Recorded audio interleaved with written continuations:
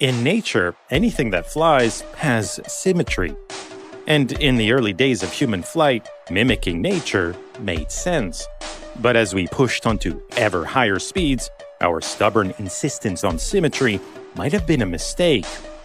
In the 1950s, a brilliant NASA engineer began to push for a radical new approach, proving theoretically and with prototypes that aircraft didn't have to be symmetrical. The implications of his work are profound. It suggests we should be flying a lot faster and more efficiently than we are today. Since the dawn of flight, aircraft had been getting faster. In 1920, the fastest plane could barely reach 300 kilometers an hour. By the 1940s, they were already flying 3 times as fast, but there seemed to be a limit beyond which they simply couldn't go. Pilots called it the sound barrier. Above a certain speed, aircraft stopped accelerating, control became increasingly difficult, and stress forces could even cause an aircraft to break apart in midair. But in 1947, a daring test pilot flew an experimental plane beyond the speed of sound, proving that the sound barrier wasn't a barrier at all. It's just that supersonic flight revolved around a different set of aerodynamic principles. In the decades that followed, engineers mastered the physics of flying supersonic, pushing speeds ever higher.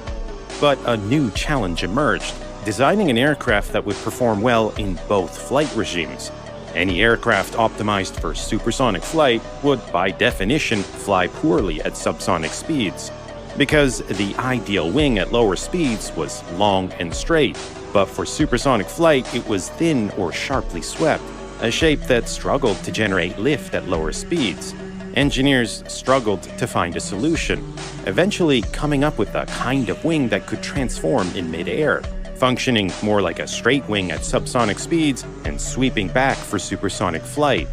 But variable sweep wings created their own set of problems. Pivot mechanisms had to bear immense lift, rotational, and bending forces. Shifts in the center of lift had to be compensated for with larger stabilizers or other systems, all of which added weight and complexity, largely undoing performance gains.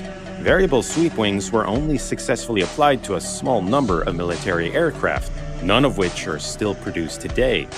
The sound barrier might not have been an actual barrier, but it seemed that flying faster would always involve serious trade